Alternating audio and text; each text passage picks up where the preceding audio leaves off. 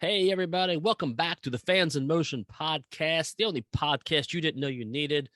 It's just me and Josh today. I wasn't here last week, but now Brent's not here. So, It's a good week. It's a good week. Josh, I'm back from feeling under the weather, but I think my friend Josh is now under the weather. Is that correct? You know what? I used to never get sick. I don't know if it's because I got a 5-year-old. I used to drink enough Jägermeister where I always said you can inject me with COVID and my body would kill it.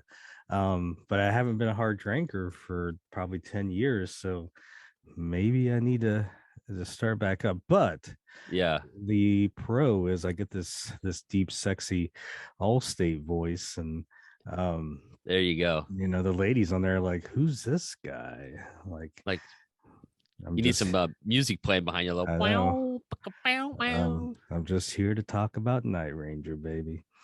And it also helps my Hulk Hogan. Listen here, brother. Yeah, So exactly. Yeah. so those are the pros. Feeling like shit, that goes into the con column. So this week on Fans in Motion, the Ultimate Night Ranger podcast, we have my friend, my buddy, Johnny Colla from Huey Lewis and the News. Now, if you are a first-time listener, let's say you're coming in from the Huey Lewis and the News world, I apologize. I'm not the most versed on the Huey Lewis and the News history, but I tried my best during this interview. I focused mainly on the pre Huey Lewis and the News, the 70s, the Bay Area, Clover, um, and really after the stardom hits. That's where I focused on, and of course, why he's in the Night Ranger world is because he was in Rubicon at Okay. the very end. So Rubicon, for those that don't know, were a Bay Area band led by Jerry Martini, who was in Sly and the Family Stone. Uh, he put a band together after his involvement with them. That band included Jack Blades and Brad Gillis. Um, they put out 2 albums, one in 78, one in early 79. Their height really came when they played at Cal Jam 2 in 1978. Um, so the first album had a top 40 hit, still didn't really take off. The second record, released in early 79, really didn't take off. The original drummer, Greg Eckler, who we've had on the podcast previously and unfortunately has passed away, he left the band and was replaced by Kelly Keagy, who we all know is in Night Ranger. So that last formation of Rubicon had Brad Gillis, Jack Blades, and Kelly Keagy. And then Dennis Marcelino leaves and Johnny Colla replaces him. So Johnny Colla is in the last couple months of Rubicon with Kelly Keagy, Jack Blades, and Brad Gillis. So he's there for the breakup. After Rubicon, Jack, Kelly, and Brad decide to keep playing together, form a new band called Stereo. And Johnny, that's where Johnny gets us some very intriguing information, because he is involved a little bit in Stereo, sings on a couple demos. One of those songs ends up on Dawn Patrol. So in the Night Ranger world, this minutia is great because there's so little out there. What did Stereo consist of? What songs? So getting some of this information is great. So sit back, relax, grab a cool, tasty beverage, and um, enjoy our interview with Johnny Colla of Huey Lewis and the News.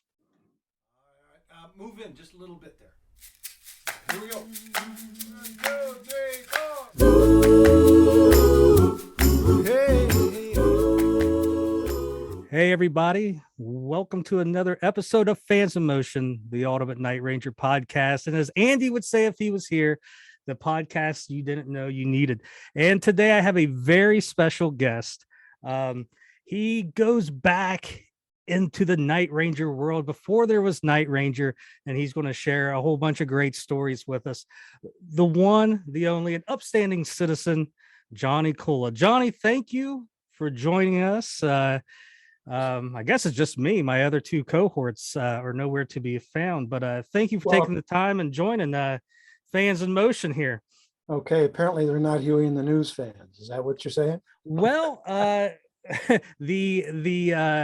the turnaround to get this going didn't fit into everybody's schedule. Now, I got you. No problem. This is a big moment for me because Huey Lewis and the News is one of my earliest memories. Now, I'm a little bit younger than some of these other guys that were on the podcast with me. I was born in 1977, but I was into music at a young age. And I remember my mom was a single mom. I think, we had just gotten this new apartment, and it's probably 84. And I remember MTV would show you what videos were coming on. And it was 9:30 or whatever, my bedtime.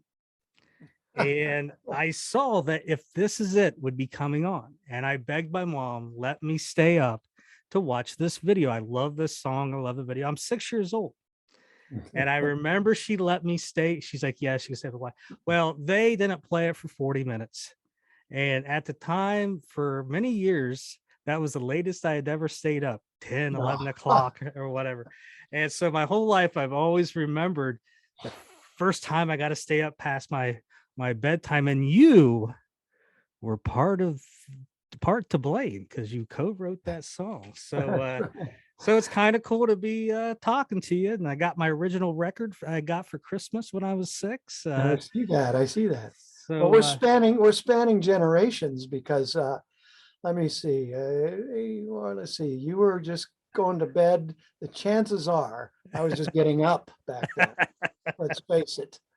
I'm not gonna smooth talk it. Those were wild times and wild years. Well, so I'm here in Ohio. Where did everything kick off for you? Where were you born and raised? I was born and raised in Fairfield, let me get that right for my old friends. I was born and raised in Suisun, Fairfield, California, which is equidistant between San Francisco and Sacramento. Apparently I was a happy child. No, I don't. That's all there is there. Except at some point there in my misspent youth, my teen years, the summer love hit, and it's a darn good thing I didn't live in Ohio, okay, because there was so much going on in San Francisco with the Fillmore and the Avalon and the Summer of Love. I would have left home. Fortunately, I was only 45 miles away from San Francisco, and a bunch of us kids could jump in a car and get there and see all that stuff and experience whatever we experienced in Haight-Ashbury. I'm not at liberty to say until maybe some people aren't around anymore. We'd managed to get home by 3 or 4 in the morning. So there was probably a lot of Jefferson Airplane, and did you ever? What about what was the big one that was around Altamont? Did you ever make it to Altamont, that big show, and with Jimi Hendrix? And I did. Right. Well, I've learned that like everybody I talked to around that area, I think it was required that you attend. Yeah. Well, I got a quick story, I think, but I'll take too long. You're all right. You talk about Jefferson Airplane. Of course, they were the first one to jump out. L.A. All the A&R guys jumped up here to see what the heck was going on and sign any band that was available. And as it happens, my favorite band, my two favorite bands were fairly obscure, but I was gravitated toward both of them because they were so musical and they had horns. And I actually didn't play horn at the time. One was the Sons of Champlin, who in later years I became and still am very good friends with Bill Champlin. And the other one was a fairly obscure band called the Electric Flag. All right. And I can tell you more. We'll jump into the Electric Flag probably a little later. But so, no, actually, we can do it right now. You're going to cut this up a little later, right? No, that's Oh, okay. just no. We just Let it roll. let So- it roll, man. So we had a band. We had a high school band, and we jumped in a car with our girlfriends and shot off to the Fillmore to see Electric Flag. They just put out their first record, and it's Mike Bloomfield, Nick Gravenitis, Mark Naftalin, or some names that may be familiar. Mike Bloomfield. Yeah. I definitely have heard of Mike Bloomfield. And so we get to the Fillmore, and I don't know, there may have been some substances involved, but the guitar player and I, my best buddy at the time, Bob Cohen, and I are sitting there, and we've wheedled our way into the balcony, and we're looking right down on the band. And they come on with the little flag blowing on the top of the amplifier and busted into Killing Floor with Gravenitis screaming, Buddy Miles on drums, Gravenitis screaming Killing Floor. And I look over at my guitar player and he's crying. He's so impressed by this whole thing. And he looks at me and I look at him. I said, we need horns in our band, huh? And he goes, yeah, we need horns. And we sat there and watched the whole show, went back and put two horns in the band. And our lead singer at the time sort of gravitated. He was somewhere between Janis Joplin and Jim Morrison, wanted to be a bit of a rocker.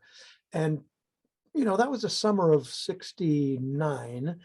That essentially broke up our band, as these things do. So that was fine. Now, But back to Altamont. Mhm. We put horns in the band, and one of my good buddies played trumpet, and I had picked up the saxophone by this time. And back then, everything was on the dial, you know, AM and FM. And I'm pulling stations from both Sacramento and San Francisco. I'm getting everything. And that's what you did. You sat there in bed at night, and you twisted the dial and found your songs, your favorite DJs, and stories that were told, and contests and winners and all this stuff. So I'm laying there and I catch wind of Altamont. So I announced to my mother, who was really sort of in charge with us two boys, I announced to her that I was going to go to this rock concert. And it was being held at Sears Point, right outside Vallejo, California. She says, okay, well, what is it? And I said, oh, it's just, you know, Rolling Stones, a bunch of other bands, you know, it's 20 miles away, Mom, no big deal. Great, okay, sounds like a great idea to me. So our trumpet player stays the night with me. Mom packs little tiny bag lunches. I mean, gosh, things were so simple back then. Here we are. My trumpet player's got an afro like this, and I've got trying to grow my hair out. And we drive to West Texas Street entrance, Highway 80 entrance on West Texas Street in Fairfield, California. And the fog's out, and my mom opens the door and she looks, and there are 30 kids hitchhiking to Altamont. And she goes, wow, this is ostensibly, we're going to Sears Point. The show had changed the night before.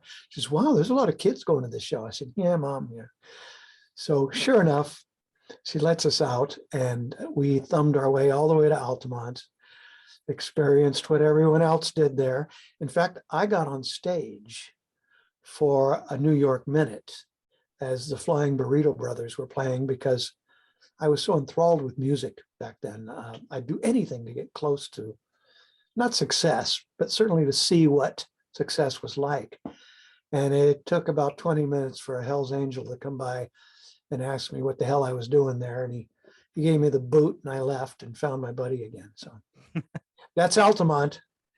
Did So I you? won't digress so much with each question, but it was No, important to me. that's what I want to hear is the Yeah, actual the whole story. it was a life changer for me. So did you even know at that young age? Did you know that music is 100% what I want to do, or did you have another career in mind and maybe music you would try music as well?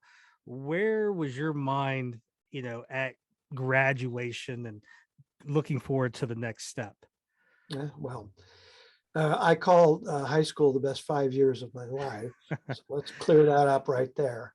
I had to put a period on this conversation. I look, initials like ADD and ADHD and whatever you want to call that stuff didn't exist back then.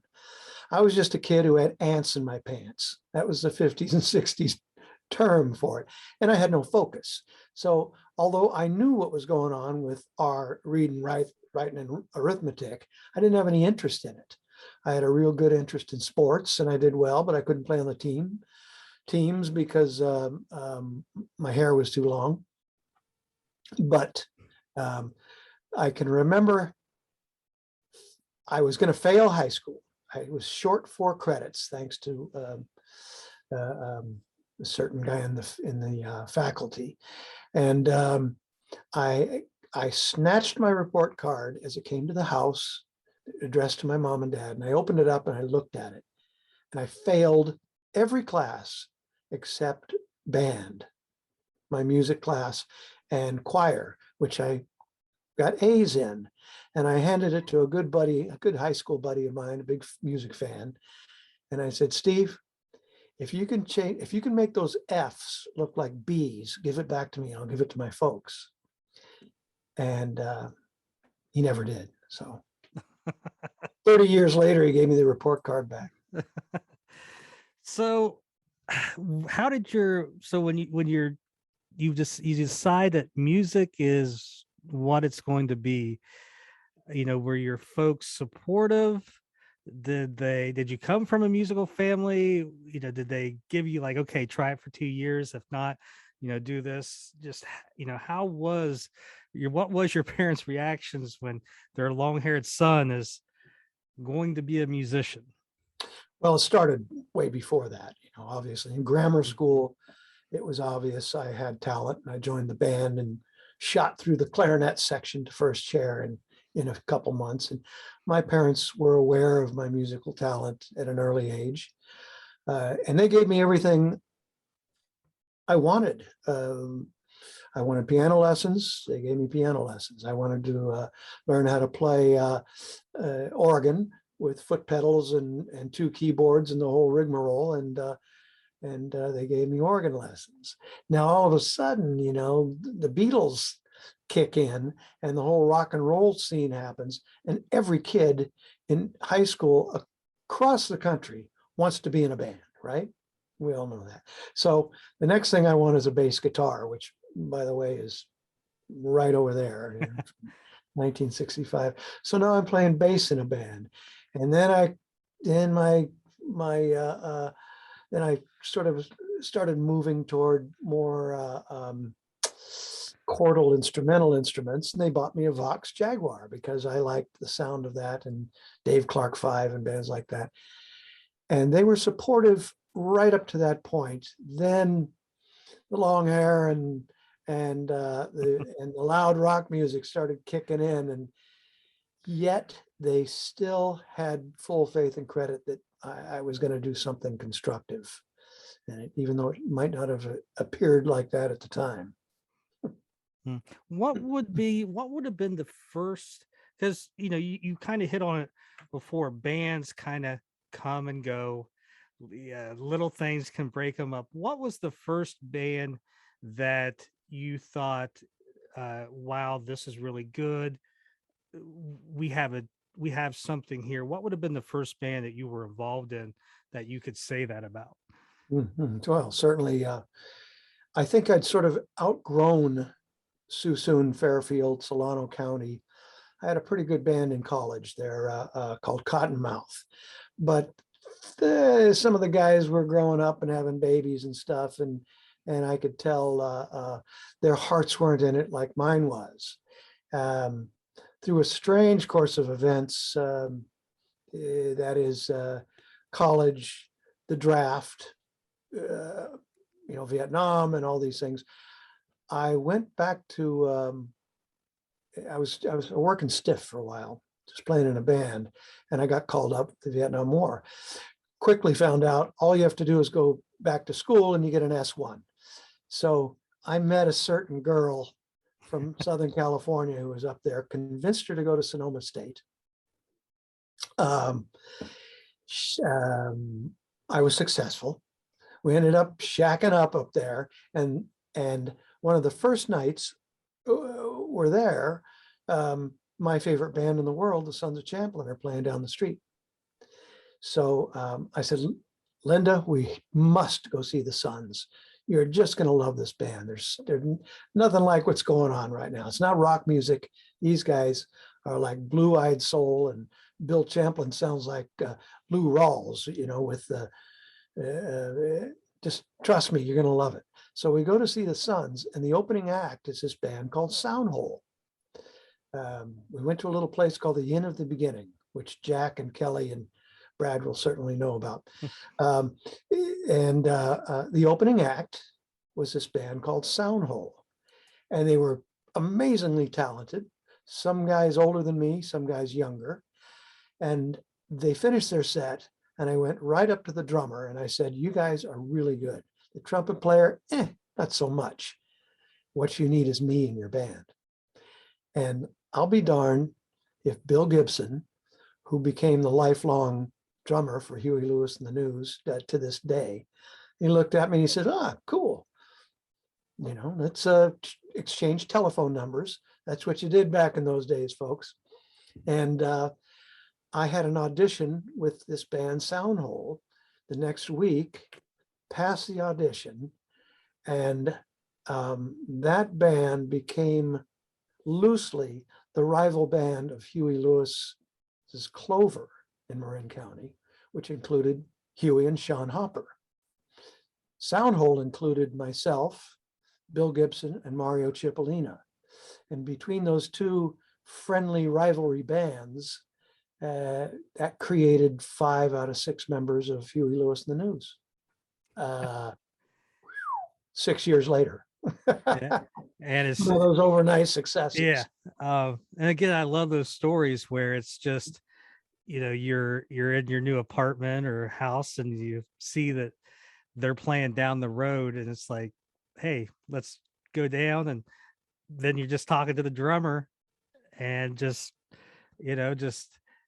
that spark of confidence, like, hey, you guys are great. You need me. It's just, I always like hearing stories like that. Just one of those magical nights that you don't know is a magical night while it's happening. Well, I suppose, like Jack Blades, I'm the shy, coy type, I'm sort of reserved. And I'm a wallflower. I stand there in the background, just like Jack. Sounds just like him. So you say you had this friendly rivalry with a band called Clover, which was which included Huey Lewis. When I guess eventually you guys it took 6 years, I think you said, until you kind of like merged the band or merged the bands, and 6 years to merge, and then another 3 to get a record deal and make our first extremely unsuccessful record. So I guess my question would be, if now, why not earlier? Now I'm not I'm not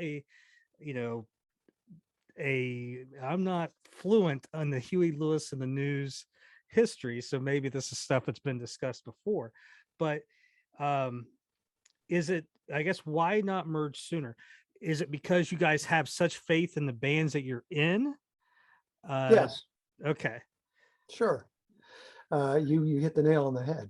Now, having said that, I was a big fan of Clover. I thought, their lead singer, Alex Call, which Huey was not the lead singer in Clover. Mhm. I thought Alex was a wonderful songwriter. I thought they were actually writing better stuff than Soundhole, although we had this sort of R&B soul jazz thing going on that attracted the attention of Van Morrison, and we became Van's backing band for a second, for a summer, while Clover, I couldn't tell you the story, but they ended up in England making records over there. I think the thinking was they were going to go over to England and come back to America through the back door and be a huge success, a la Jimi Hendrix and several others. Mhm. Well, it didn't happen, but we certainly thought they were, changing the world over there in the UK. But meanwhile, a true story here. Huey and I had this, for lack of a better term, a mutual admiration club.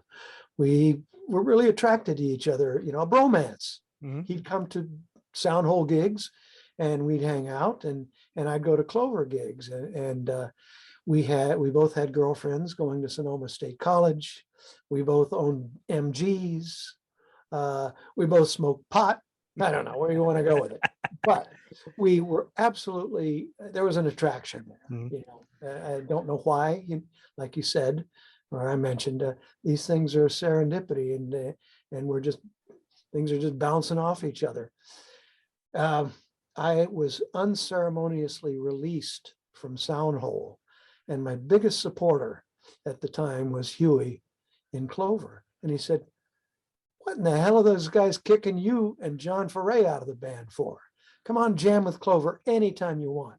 So Clover is one of the guys on my list where I would show up and jump the stage with him. Mhm. Now you mentioned Alice Call. Is that the same Alice Call that co-wrote the 867-5309? Yeah, sure. All right. I And actually, a couple yeah. for Pat Benatar, and yeah, actually a great guy and a great songwriter. yeah. I met him in Nashville one time randomly. Had a beer with him. But that's I think it's also interesting where you say that Huey wasn't the singer that Alex was. So you mentioned briefly that you became Van Morrison's backing band. Is that when that happens? Is that you have like one of these moments of, wow, this is really a step forward. I've made it, or is it just another gig?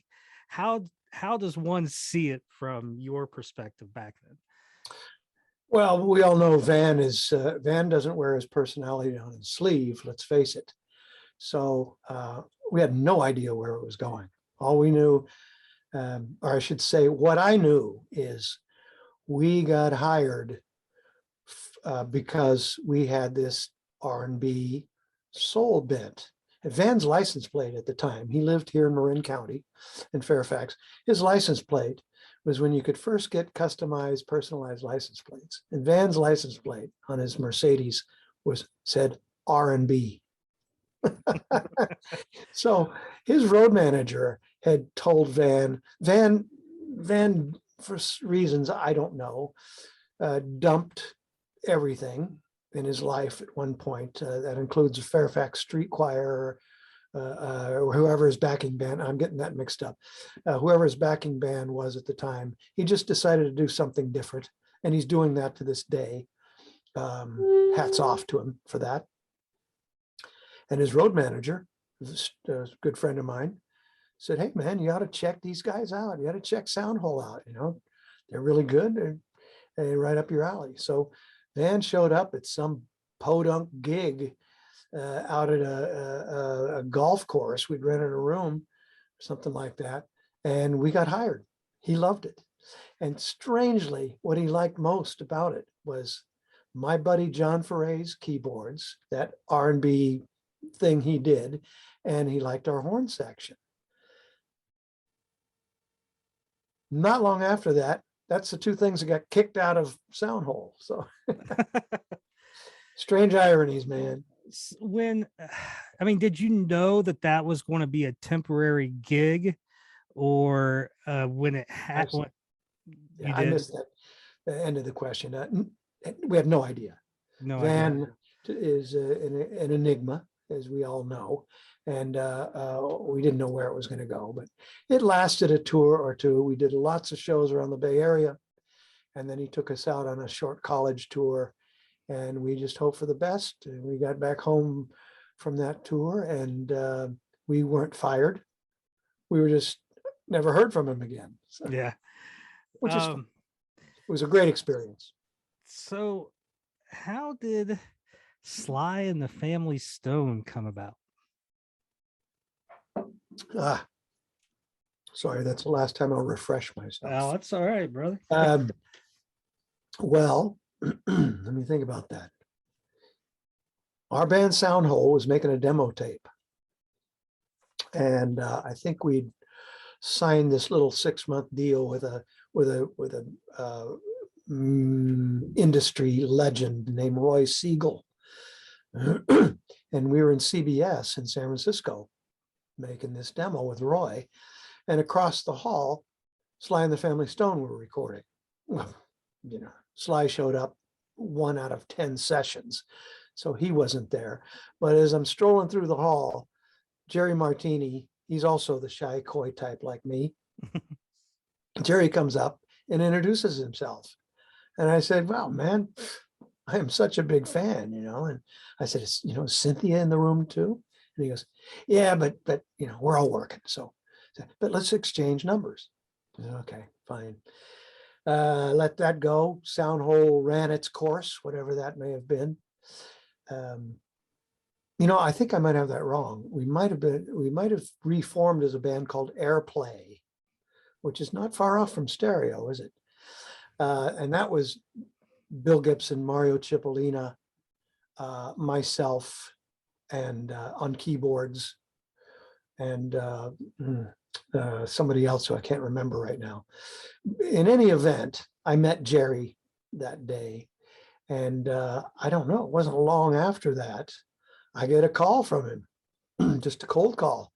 And he said, hey, I got this band. I've started this band, Sly and the Family Stone's over. And I've started this band called Rubicon. And I'd like you to come up and play with us. We live right out in Woodacre, which is a stone's throw from where I was living at the time. And I showed up, and that was the first time I met Jack, Kelly, Brad, Jimmy Pugh. Let me see. And then there's Martini, me. That's about 6 or 7 of us. Was Max Haskett still there? Max Haskett, who later on I hired with Huey in the News, and I was a big fan of Cold Blood because that was a horn band, and I was a big horn band fan. So it was a dream. It was really cool hanging with these guys. I had never met or even heard of Jack and these guys before, but Jerry had put together this band.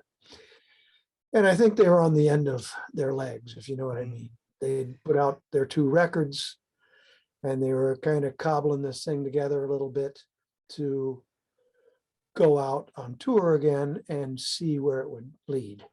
That's all I know. There was a lot of mystery there at the time. When you joined, do you remember who was the drummer? Was it Greg Eckler or Kelly Keagy? Oh, it was Kelly. Kelly. Yeah. Okay.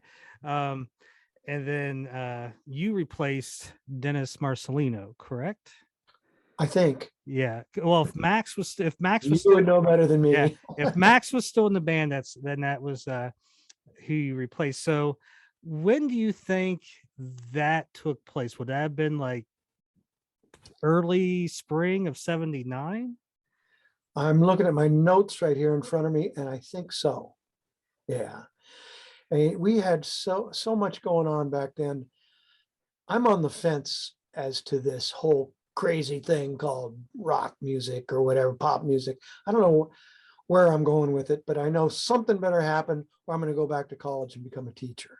Mm-hmm. I had, at that particular moment, I should back up a little bit. Huey and Clover kind of fell apart. Huey was going to get myself and Bill Gibson over to England and reform Clover in, I don't know, in some form or another. And I said, great, send me a plane ticket.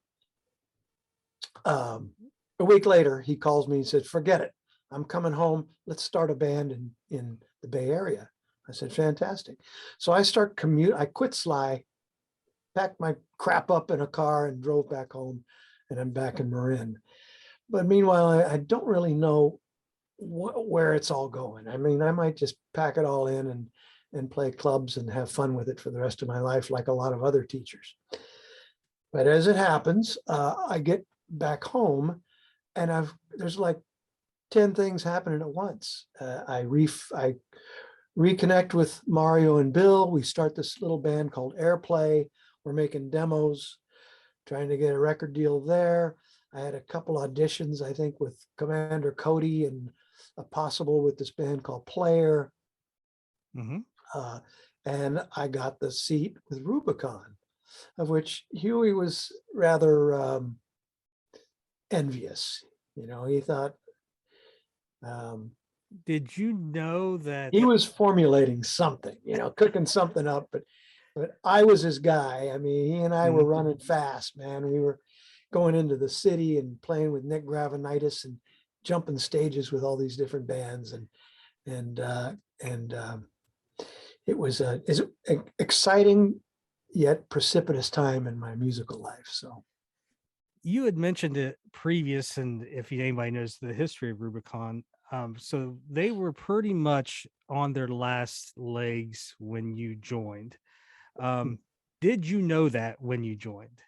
No, All not right. a clue. No. And I want to go through. You knew Jerry Martini previously.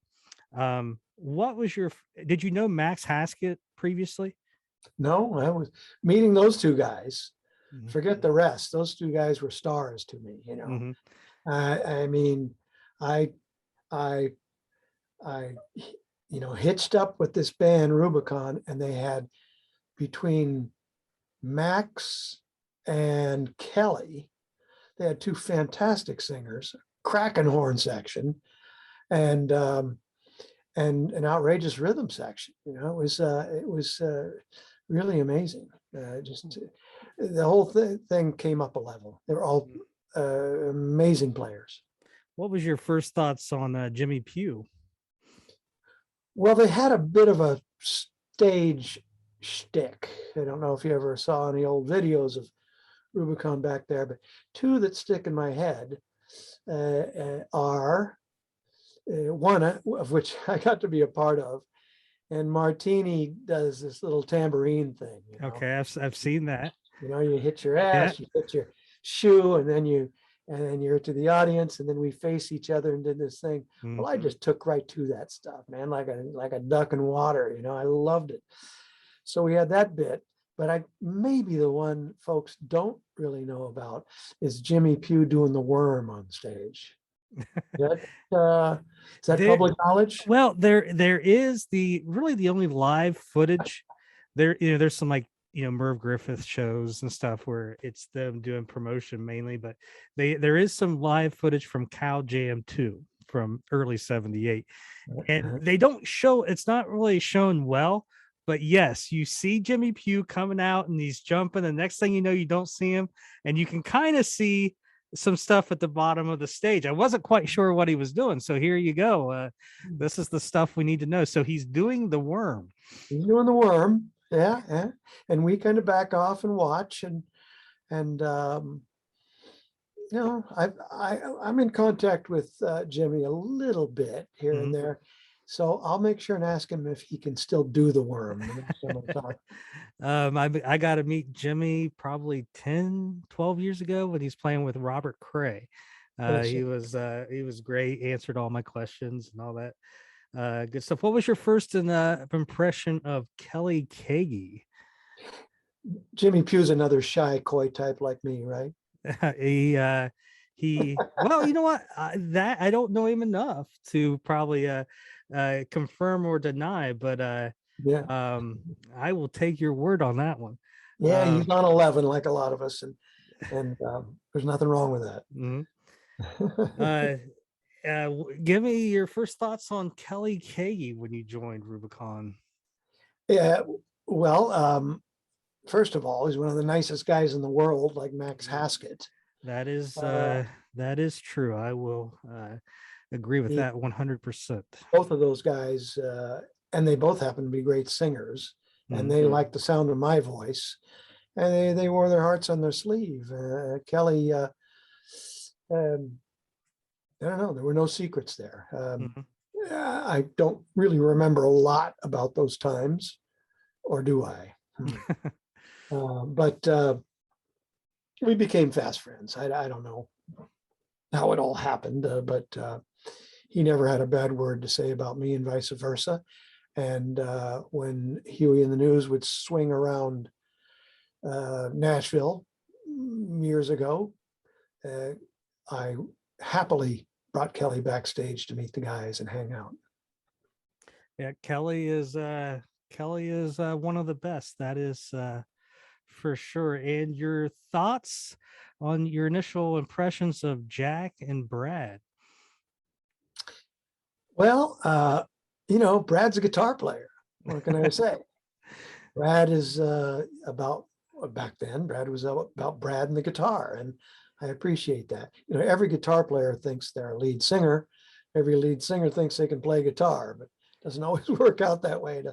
The best scenario is the combination between the two, as far as I can tell. A la Mick Jagger and Rolling Stones and Aerosmith and this and that. They're two star figures, and both want to both think they're the stars, and there's some percentage that's correct there depending on the group. But and that was Brad. I like those guys. Jack, like I said, we're both pretty hyper guys, and you think I'm hyper now, should have seen us back then, right? Like I said, I was moonlighting back then. I had so many things going at once. Between trying to write songs and airplay, and Huey and I doing the Monday Night Live band, which eventually became Huey and the News. Jack was a little jealous. That's the wrong word. Jack was curious. And one of his favorite things to do was, now it's all coming back, remembering. We'd finish rehearsal, and I'd say, okay, guys, well, nice to see you. I'd take off, and Jack would go, so where are you going now, Johnny? You going to go see Huey? I go, well, yeah, actually, we're going to meet up and go in the city and play with Nick and John Cipollina. He goes, oh, you're going to go play with Huey? He just loved to say the name, and he really used to dig in on me around that stuff. I said, yeah, c'est la vie, whatever. So that was the Rubicon. Didn't last long. Wasn't in Rubicon long. What we touched on him earlier. Is there anything else you could talk about with Max Haskett?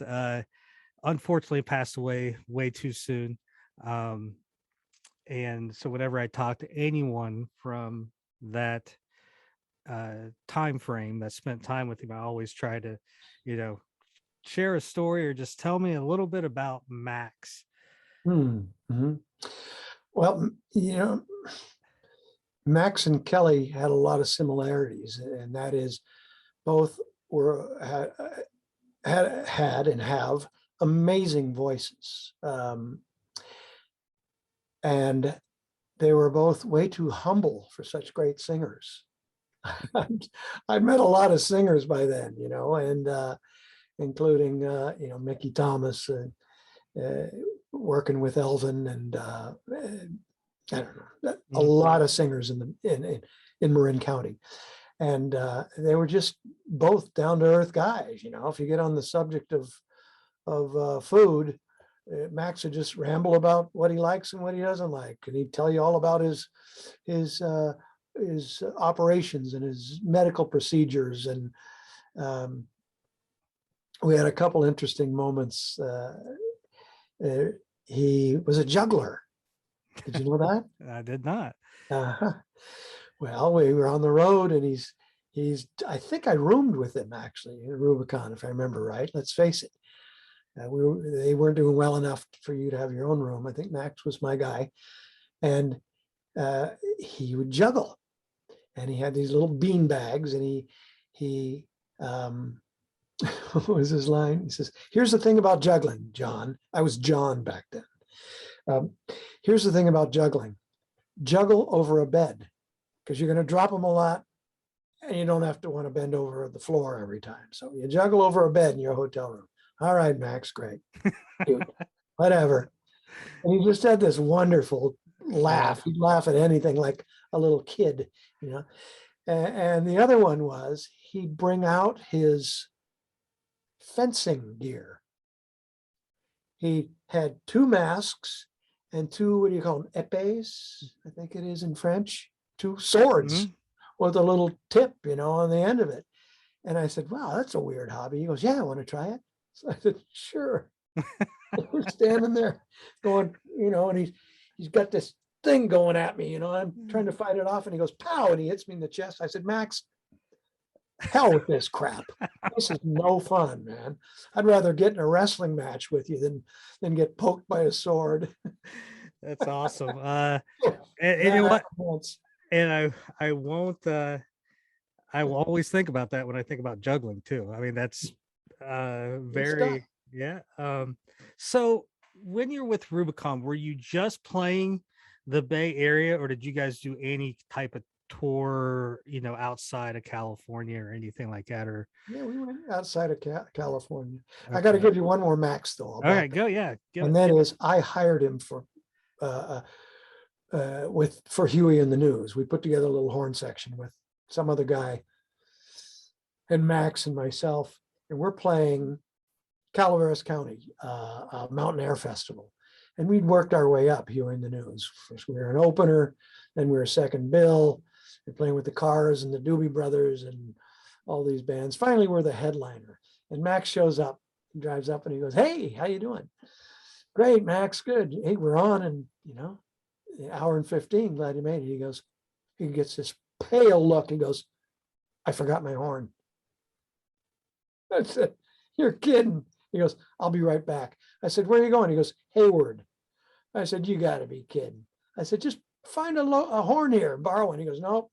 Got back. He showed up 5 minutes before the show. And, you know. So sorry about the interjection. Well, you know, I think that probably speaks to Max's character, because even Night Ranger brought him in to sing backup vocals, you know, on an album they had in 1987. So They didn't bring me in. Well, I guess you didn't give them good juggling tips or something. That's not a delivered on the stereo demo, but well, let's work our way there. So, do you remember the demise of Rubicon, how you found out, or how that played out? Can you give me any details on that? Or did Jerry Martini just never call you again, like Van? No, hell no, not like Van. Jerry's too good a heart for that. I think he probably gave me the call and said, "We're not doing this anymore." But more to that point, I get a call from Jack, and he said, he may have delivered the news. I don't know. He said, "Look, you know, Rubicon's over, but we're going to start this new band, and we'd like you to come in and sing on a song or two." And hey man, it was Any Road Up at that time, right? Mm-hmm. Let's face it. I was barely had 2 nickels to scrape together. And I said, "Absolutely." So I showed up at a little recording studio in this place called Joseph Court, which Huey and the News ended up using for 30 years, but that's another story. And I cut a couple tunes with Jack, Kelly, and Brad, and I'm not sure there were keyboards on the track or not, but it may be the only session I ever did. To this day, I don't have. So Jack, you're probably the keeper of all things like me. If you got it, I'd love to hear me singing Penny or I don't know. There was one other. I sang 2 tunes. Well, let's talk about maybe were they called Stereo then? I don't think so. Okay. And from what I can gather, Stereo was, included Jack, Brad, Kelly. And also I've heard Jerry Martini and Jimmy Pugh. Were they involved with any of those recordings that you did? I don't think so. I don't think there were any horns when I stepped in. You know what Josh, what it really was, looking back and thinking back, you can put these pieces together. It was really an audition, and they were auditioning me. Let's face it. How does Johnny sound singing lead vocal, which I didn't do in Rubicon? And the fact of the matter is I was auditioning them as well. It wasn't like I was going to take anything that went along. We were both trying to see what the fit was. How did it fit? How did it feel? And I flunked their audition apparently. And truth be known, they flunked mine. I didn't really fancy the tunes I sung on, and we went our separate ways. That was sort of it. Do you remember how many songs you recorded with them? I don't know how many tunes they had, but I sang on 2 songs, Penny and something else. And good question for the crew. Well, here's the thing: is we don't know everything you're telling us right now. We have never heard. I love this. Yes. So and Penny, that is great because it gives us a time frame of how long Penny was around. And that's because that song did end up on their first album. Right. I was actually going to do my homework and listen to album number 1. And this is no slight on the guys or Night Ranger, but it was not my kind of music. I'm an R&B soul Americana kind of guy, and they wanted to be a rock band. Nothing wrong with either, right? Yep. So I was going to go back and listen to the first record and see if I could dig out what that other tune was I sang, but I didn't get to it. I will someday here, quick. Well, the only song that I've been able to put together that came from the Stereo days, which wasn't Penny, was a song called Young Girl in Love. That wasn't it. All right. That's the only one off the first record that I have been able to trace back a little bit. Penny, I didn't know, which again, you're telling me this information first, and it's nice to hear that there's a vocal out there with you on it. So the Stereo thing, is there anything else let's say about Stereo before we kind of move on to you and Huey getting back together and getting that going? Is there anything else you can think about with Stereo, the Rubicon era that that us Night Ranger nerds would really want to know? Yeah, there's a couple other stories. I think you mentioned a tour, and we Rubicon last tour, I think maybe. These anecdotal stories are the best, right? I think we wrapped it up.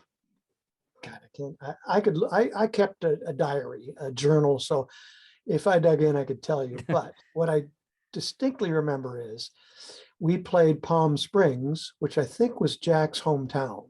I think so. Yep. And it was a dreadful day, one of these daytime outdoor shows with wind, and it was really hot. All of that stuff goes against me because I came from Suisun City, the Windy City. And we were on a bill with Cindy Bullens and somebody else. I don't know. I think it escapes me. No, I'm sorry. We did one other show. We did a club. And at the end of the night, Jack wants to get back to San Francisco because Molly, his wife, had gone into labor. And like I said, being the gentle, kind, coy guy I am, I said, man, I'll steal a pillow out of the hotel room, put it under my ass, and I'll drive you all the way to the hospital in San Francisco. And he goes, you're kidding. I said, nope. So as God is my witness and Jim Pugh is my co-pilot, we finished the show and I drove the van all the way back, might have been UCSF or something. And I got Jack to the hospital about 8 a.m., drove all night from Palm Springs. And I got Jack to the hospital possibly before the kids were born, or certainly right after. Mm-hmm. Wow. You're welcome, Blades. So that car ride would have been you, Jack, and Jimmy Pugh, right? Oh, shoot. There was somebody else in there. I think Brad might have been in the van. All right. That was. Those are. I enjoy those stories. I enjoy just like, I don't know if maybe probably a little bit more south than where you guys were performing, but we one of our first guests we had on the podcast was David Lauser, who played drums for Sammy Hagar. But him and Sammy Hagar were buddies in high school and before Sammy Hagar was Sammy Hagar and all that stuff, right? Sure. And he was just talking about the story of, Sammy's first kid, and it was so long ago, like the dad wasn't even allowed to be in the room. So they went to like a little fish and chip store and ate fish and chips out in the yard. I just love those stories. Hey, I'll grab a pillow and we'll drive all night, and you could smoke cigarettes in a diner. Yeah. Weird. So I have one more stereo. Yeah. I think it's pretty much ties it up, and that is, I had definitely flunked the audition and they had flunked mine, which is fine. You go your separate ways, and they went on to become Stereo and then Night Ranger with great success. And we went on to become Huey Lewis and American Express, Huey Lewis and the Meteors, Huey Lewis and this and that. We couldn't decide on a name, and finally Huey Lewis and the News. But before that all happened, Huey and I had this habit of it was all about playing. We were a horn section. I had my horn, he had his harmonica, and we just go everywhere together. And who knows, burn a big one, have a beer, and jump the stage, right? And so this particular night, we drive in, and I, at the invitation of somebody, it was probably Kelly, we're going to swing by the Palms on Polk Street and see this new band, Stereo, the new band they put together. And so we drive there, find a parking place, walk in the place, go backstage and say hello to all the guys. And we go out, and Huey and I ordered a drink, and bam, Stereo's on stage. And Huey looks over at me, he goes, if this would have happened for you, you'd have to be wearing spandex for the next 20 years. Well, for better or for worse. We were rhythm and blues guys, man, and those guys and Huey and the News were cut from different cloths, although we did a few shows together here and there, European festivals and the like. So, I mean, with you and Huey get back together, you kind of merge bands. Obviously, you go through this, period of paying the dues and building yourself up. Do you remember so like with Kiss, Paul Stanley talks about, they're so involved in their, getting this going, and he just remembers it was Dayton, Ohio of all places, looking out behind the curtain, and it's packed, and he's like, wait a second, it was packed last night and it was packed night before, and then he realizes the roller coaster's starting. And that was his first time realizing. Was there a moment when you realized, wow, this is really happening? Is there a moment like that in your Huey Lewis and the News career? Sort of. Yeah, I mean, that's nice. Paul can tie a bow on it like that. my experience was a little different in that our second record, we had finally had a hit with Do You Believe in Love? Our first record was an amazing failure. But we did tour a little bit and got to play with a couple, open for a lot of really cool bands. And meanwhile, Picture This comes out, and we did the Southwest swing, primarily Texas, let's face it. A guy can tour Texas for a year, you know, never play the same town. And we realized, or I certainly realized, we were coming in as a band they'd heard of, but when they were leaving the room, they had a different look on their face. It's like we were taking names and numbers, man. We were kicking some ass, you know. That was a highly successful tour, and the buzz started getting out there. I remember playing with. We opened for 38 Special and just killed them, I'm sorry to say. And one of the guys at 38 says, "Man, this ain't going so well for us." Says, "Tell you what, next time we play with y'all, next time we go on a tour with y'all, we're going to be opening for y'all, huh?" And that turned out to be true, but you know, it was really cute. We became really good friends with those guys over the years. But my aha moment, I suppose, was behind Picture This. We're out there about 83 or so. And strangely enough, we're in Ohio. And it's like all of a sudden, the venues aren't big enough, which is a nice place to be in your career. The promoter had booked a place and he didn't have a room big enough to sell tickets, selling as many tickets as he could have. But we're rolling out of Cleveland. We just killed Cleveland. It was like we left the dressing room, jumped on the bus, and we were sort of like rock stars for the first time. People screaming and wanting autographs and, you know, take me with you and that kind of stuff. And we get on the bus and did whatever bands do when they get on the bus and roll overnight. And Huey comes up with this idea. That was my aha moment. That little leg there, I couldn't tell you the exact year, but I knew we were on our way somewhere. I had no idea it was going to last, certainly not 40 years, but I knew we had made it. And was there a sense of relief? Yeah, sort of. I knew it was going to go somewhere and it was going to get bigger than it was. I had no idea it was going to get as big as it did. In fact, maybe the start of that, getting bigger, shall I say, as we jump on that bus in Cleveland, we're going to roll overnight. And Huey goes, "Man," and obviously some cocktails and illegal substances were involved. He says, "I got a great idea for a tune, man. Ready for this?" And he used to do this thing where he'd pat on his legs. Matter of fact, he'd play on 1 and 3, and we used to try. It's 2 and 4, man. So he says, "I got a great idea for a tune. The Heart of Rock and Roll is in Cleveland." And I went, "That's work on it." You know, play around with it. You know, let's get back together.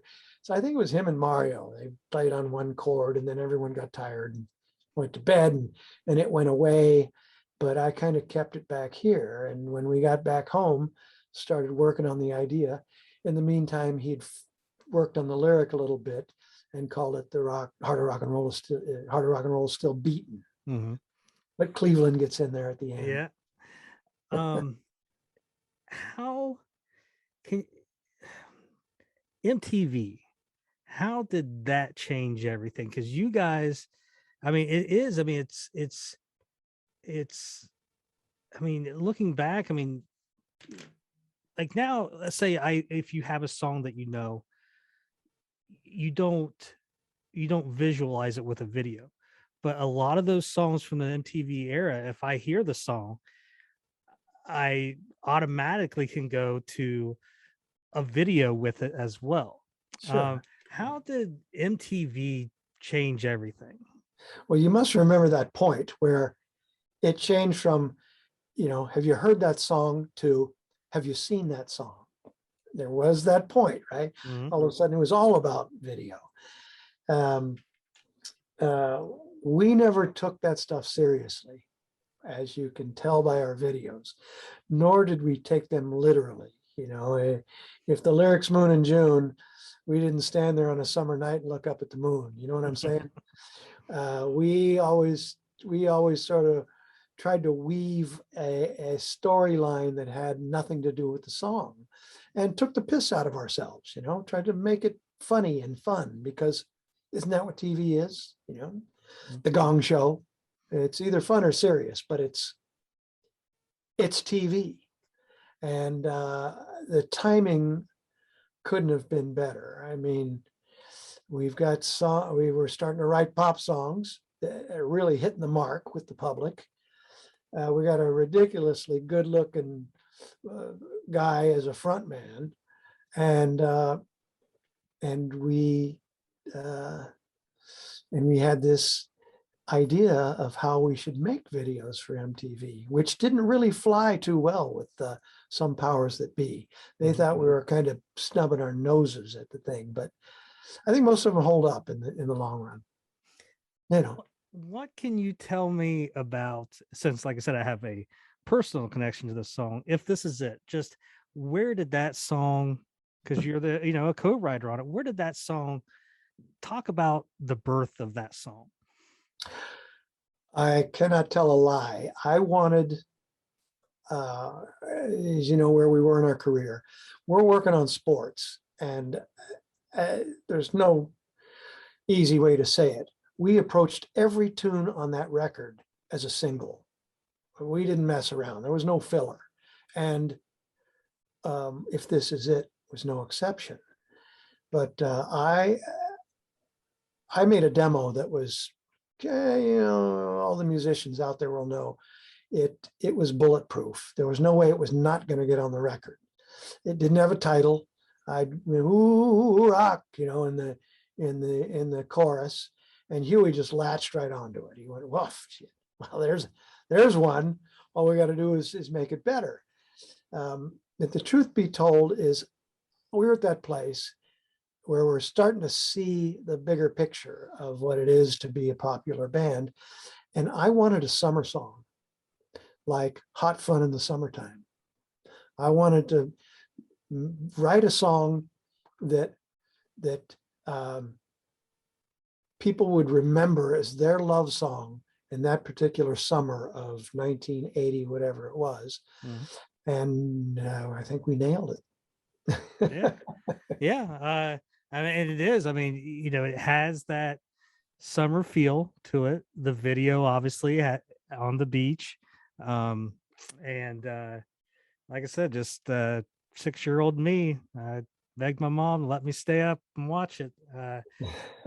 So Well, you somewhere right up there in back of me, I have the original demo. I'm the keeper of all things Huey and the Drivers, audio at least.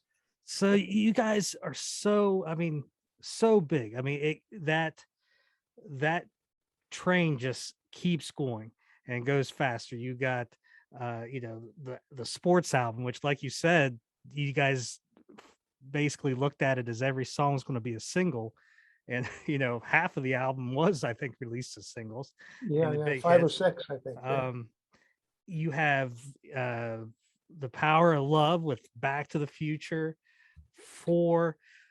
Is there stress that comes with, how do we keep this up when you're that big, or is it just okay if we can't maintain it, that's fine? You know, I mean, where did you fall in that? Was it stressful? Was you know, was it a relaxing thing to have the fame? You know, talk about the height when you're at the absolute top and you have to work to stay there. Yeah, I don't think we ever looked at it that way. Huey had a way of compartmentalizing us, and that I don't mean that as a bad thing. In other words, time to tour, time to go home to family, relax, time to work on songs, time to record and make a record, time to tour. And that's okay. That's a great way to do it. I, on the other hand, had this different approach where when the muse strikes, get out your little cassette player and sing into that thing and make a demo. You just never know what's going to fly. So between the principals, certainly I would say Chris and myself, Bill Gibson to a lesser degree, a couple of the other guys had sort of fallen off as songwriters. We had a friendly competition going, because we're starting to learn a little about the music business, and that writing songs and songwriters part of it, the publishing part of it, means money. And so why not? So Chris and I especially were writing furiously to get tracks on the subsequent records after Sports. I think the wheels were coming off a little bit for us because of all the aforementioned. We were starting families, we were all getting married. And unlike a lot of bands, we had hobbies, be it fly fishing, golf. Huey likes to hunt. I'm an outdoorsman. I like to stay in shape. And so that can be the killer with bands, if you know what I mean. You sit in here, become a studio sausage and do all that same crap you do on the road, you're going to kill yourself. And boy, many of them have, right? So we had this friendly songwriting competition going, and the recreation and family probably is why I'm here today talking to you. Well, in a strange way. I'm glad that you are. When the train finally slows down, is there a sense of relief, like now we can do whatever we want, we're not tied into anything? Or is there a sense of, wow, what am I going to do now, the mystery? When that slows down, where's your mind at with that? Or is it just I'll go to the next thing? Or Yeah, that. Yeah. We made Small World, which I suppose a lot of fans and critics, it was a bit of a question mark for them. What are we doing? We got Stan Getz blowing a solo on a semi-jazz tune, part one and part Small World, the title cut. And yet, a lot of Chris's writing is sort of in the jazz realm, while my stuff, my contributions were sort of headed toward the Americana thing. And you can hear both of those elements on the record, but they're not quite blending as well as they did back in the mid 80s. This was the late 80s. So you can hear that incongruent thing going on in that particular record. After that, we took a little bit of a break. I don't know the chronology of doing the news or what charted when or all that. How many records have sold. I never paid attention to that stuff. Some people can dictate that, off the top of their head. I'm not that guy. But we took a little bit of a hiatus there in the early 90s. And Huey took a little side road working on some solo stuff and this, that, and the other thing. I didn't, it's all I ever wanted to do was record and make records. So I didn't skip a beat. And I actually started working on my first solo project. When Huey took his break, I jumped on my stuff.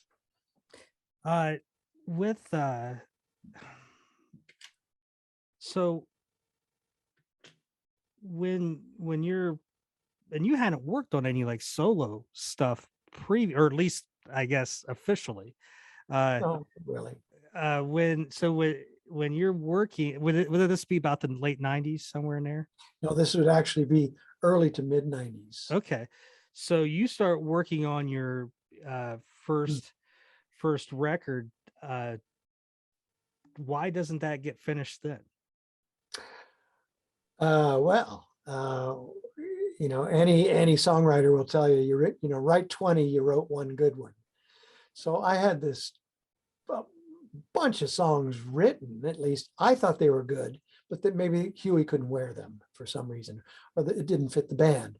So I started going through all my old stuff, and there was a lot of stuff I liked, and actually I could sing. So to create the first record, it's pretty easy, picking the songs and writing a few new ones in between the decision to make my own first record and when it actually got out. But somewhere between a quarter and a halfway through the project, Huey and the News decided to get back on our feet again, start making records and touring. And that just put it on the back burner for a little bit. And every moment I had to myself, I'd pick away at my solo project, you know. And you eventually released that in 2002, which Lucky Devil, that's the album that eventually you put together and released. With during like that time, 2002, the late 90s,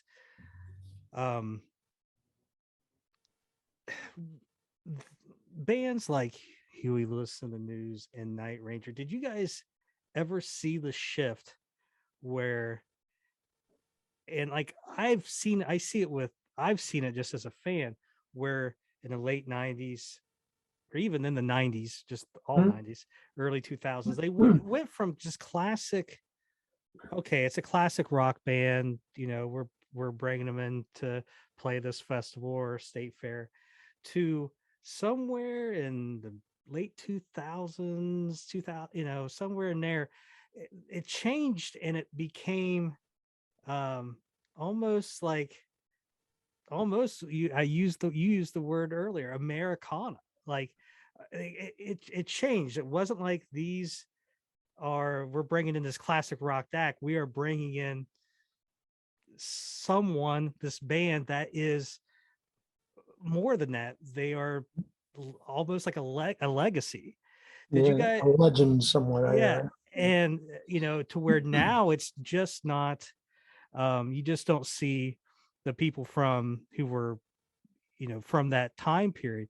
You see older people, younger people that are discovering did you guys ever see that, like from your perspective of, wow, this is changing, we're seeing different demographics in the crowds? And oh yeah, I mean, let's face it, probably that early after Small World, let's face it, we could feel the momentum shift where, you know, you got other bands nipping at your heels and musical styles are changing, right?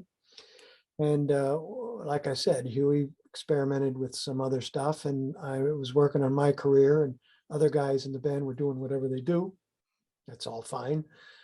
I think when we got it back together, there was sort of a collective consciousness that, you know, if we have another hit, great, but good Lord, you know, we got 10. We don't need another one. So we might as well start doing what we want. And if we get lucky, great. If we don't, we have all those fans from a decade and a half who are going to come and see Huey in the News. And while they're there to see us, we'll throw in a few of our latest stuff and let them know how we've changed a little bit. And to that end, even a lot of our hits, we kind of switched up and gave an R&B feel. I mean, there's a point where Power of Love finally had a 3-piece horn section and two women singing backing vocals on the tune, and our crowd loved it. They got it. They saw us grow into something else, and they came to see that band rather than just hear the hits. And I'm extremely proud of us for having pulled that off. You know, our crowd grew with us in that respect. And I mean, just before this interview, just kind of looking at the records and the albums, I'm just like, it's just hit after hit after. I'm like, all right, yeah, I forgot that song. And it's like even songs that like weren't singles, you know, it's like, well, hell, that was a good song. So it's just, you know, one of those things where it's just like, wow, you know, I think it flies by, you know, probably when it's happening, but you go back and there was a big, strong period. I mean, really, you know, even, I think when people think Huey Lewis and News, you think sports right off the top, but like four was a big record. Or not a lot of folks know this, but Power, Love, and Back in Time were written for the movie, and they had an exclusive on those tunes. So they showed up on the Back to the Future soundtrack. They were not on an American release, except that release. Meanwhile, we'd cut this deal where we could put Power of Love on 4 for the rest of the world internationally. And worldwide, 4 was a bigger record than sports. Huh. Weird, huh? Yeah. I mean, and I was, like I said, I was looking at the records, and like, to me, at least, it's always sports is like what I think of first. And I was like, well, hell, I think I like 4 even more, just more, looking at it. So I want to talk about 2 things. I want to, finish this up with, I want to talk a little bit. Wind it up, brother. Yeah, where Huey and you guys are now. And I want to talk about your new record. So, Huey had the hearing issues, kind of, you guys have stopped the touring. Is there any projects, anything you guys are working on, or is that still just something you guys have just kind of halted for now? Well, good question. We broke camp about, almost a year now. And finally, this has gone on long enough. It's a massive overhead at our studio rehearsal compound, and decided to pack it in. And all the boys took their toys home for the first time in 40 years, which was heart-wrenching. So as I live and breathe here at my house, I have a digital transfer system in my garage. And I'm, like I mentioned, I'm kind of the keeper of all things Huey and the News as far as audio. And I'm in the process of transferring all of our audio over to the digital domain. And I think we've got a lot of stuff. We're gonna turn a lot of heads, a lot of live performances to release. Huey's got a funny idea for a lot of tunes that we cut that never really got on a record. I am not at liberty to tell you what the title might be. But there's stuff there, and I'm slowly picking away at it. Probably something will happen there. Well, hopefully it does. I mean, it's there. I don't know. And because I know how I am with that kind of stuff. There's it's weird because talking to musicians, some of them don't like the demo stuff being released, and then others do. And I'm always like, it's like I can respect a musician's stance of, well, if it was a demo, it was never good enough to be on a record, or I don't want people hearing this version that's not as good. But warts and all. Yeah, but there are the fans out there that just want to hear. I think with the demo, it's good to hear. It's when you hear a studio track, it's like seeing a kid when they're 18. When you see the demos, you're getting a glimpse of them when they were 10 or 5. You get to see the song actually grow to where it's at. So hopefully you guys do find some good stuff there and put some. Well, it was not trendy. You only released your best the longest time, and that changed. Most bands want to show their soft white underbelly. You know what I mean? And it's one reason why I included a lot of that anecdotal stuff before and after cuts on I Hear Other Voices. I wanted to give people a glimpse and the feeling that they were sort of sitting there in the booth with me as we cut these things. Well, let's talk about I Hear Other Voices. So that's the record you just released. It's kind of you had I Hear Voices in 2012. And so explain the relationship between I Hear Voices and I Hear Other Voices. So 2 separate solo records. Sure. Yeah, well, I think I've homogenized the story down a little bit, and that is I had another break, and I'm cutting I Hear Voices. And ostensibly, the instrumentalists, the band, was just sort of a place marker. They were supposed to be this subliminal sound in back of all these backing vocals and my lead vocal, of course, like the old 50s records, a lot of slap, a lot of deep echo and stuff. But as I started mixing it, I thought, the band's pretty good, I'll get it up there and keep it a little more modern, because people won't get that old approach, if you know what I mean.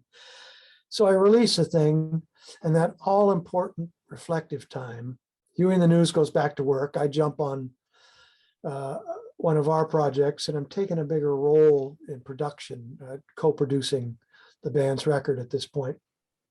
And I took a little break, and I listened to I Hear Voices, and I thought, it's not what I wanted. It's not, the band shouldn't be there. So I immediately went to work on a more a cappella rendition of that record.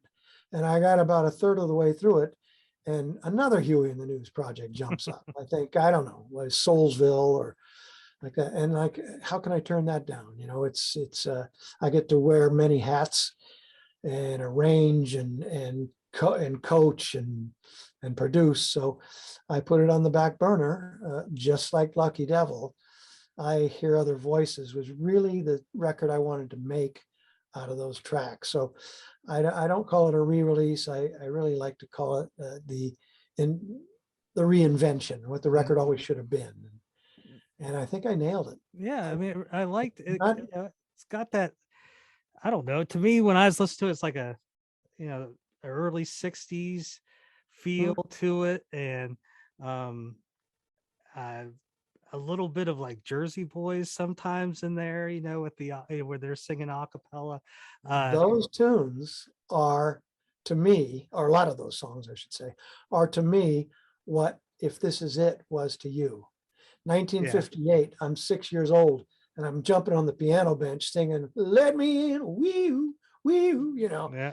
That was me at 6 years old. Yeah. And same as you with If This Is It. So there you go. Thank you for A taking few years later.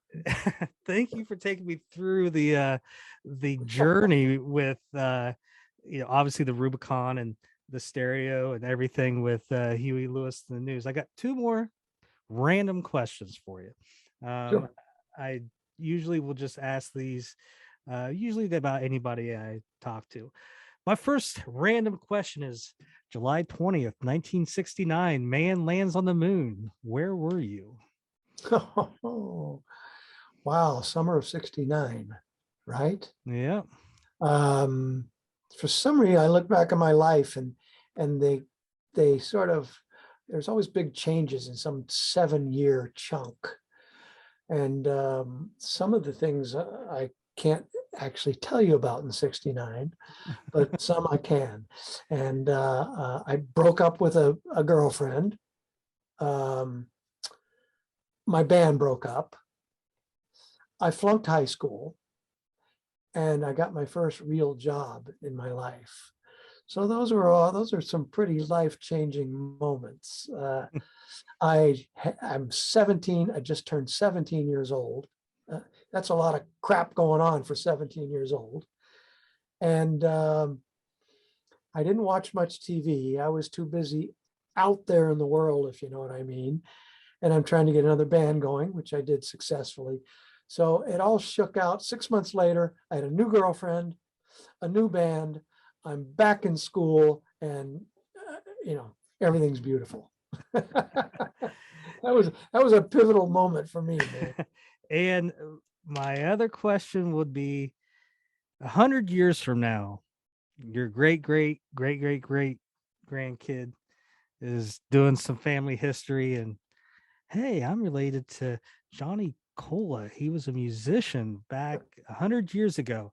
What's the one song you hope they would find that you played on, contributed to, wrote? What's the one song you hope they find? Wow, I don't know. Wow, those are big. Those are pitches right down the middle. Let me see. Really, shoot, Huey in the News. I think I don't know if there's a one song, but it would certainly be my contribution of that rock and roll Americana soul ilk that I brought to the table with Huey in the News, as did Huey. We were big fans of that stuff, and Bill Gibson and Sean Hopper. The four of us liked that melting pot, man. I love that stuff down in the South. But beyond that, what they're really going to remember, let's face it, is We Are the World. Wow, there's my great great great grandfather up there with Ray Charles and Billy Joel and Tina Turner. You know, let's face it. Yeah, well, there's a good point. I forgot about that one. Yeah. Well, Johnny, thank you for joining us, and thank you, us hardcore Night Ranger fans. You have given us something to talk about. It's going to be great. I'm going to have next time I run into Jack, I'm like, Jack, I need these stereo demos. Find them for me. Maybe I'll send them into the mail and have you digitize them. Wonderful. And make sure Jack, Kelly, Brad, this goes out to you guys. I'm up for another audition, man. Well, I will pass that information along. You know what'll happen is you'll probably audition and you'll they won't pass this time. Yeah, you never know. But well, it wasn't meant to be back then, but who knows? Yeah. Well, moving and a grooving with that beat, jumping and stomping on. All right. There it is, Josh. Nice interview. oh yeah, You did that one kind of by yourself. You didn't need my help, clearly. Well, it was. Or I wasn't really available, I should say. Not that you didn't need it. I wasn't available, and Brent wasn't available. The available time slot for Johnny kind of came up quickly, and I did what needed to be done. So hopefully everybody enjoyed that. Like I said, I'm not the historian when it comes to Huey Lewis and the News. So if I got something wrong, hopefully you find it in your heart to forgive me. Be gentle when they correct you. but yeah, that's the stuff I like. I mean, not only the Rubicon and stereo deep information, but just how, you know, the I don't want to say struggle, but that you know, that willpower to keep fighting, and you know, bands break up and you think you've got it made, and then that band breaks up, to keep fighting to finally get where you're where you've always wanted to be, which is, you know, at top. So it's I like to hear those journeys. And you know, Johnny's got a great story, and it was kind of, you know, and you kind of you I don't know if you really have like the bookends, but you know, when he talked about that studio that they've had for 40 years, and they finally just went in and got everything out, you know, that was a pretty, you know, a pretty big thing. I could see, you know, it's just like some things are hard to believe, and then when you actually go and do them, it's like, wow, okay, you know, this might be the final chapter. But hopefully everybody enjoyed it. If you have not, go to find us on Facebook. Just Google Fans of Motion Night Ranger. We are also on the Twitters and the Instagram, so go there as well. Click like, subscribe to us on the YouTube if you would. Just make me happy. Hit subscribe. Leave a comment on the YouTube. Tell me what you liked, you didn't like. People love to tell me what they don't like, so and I enjoy it. So tell me what you liked, you didn't like, and click subscribe, and hopefully none of y'all or you catch what I got. Stay healthy.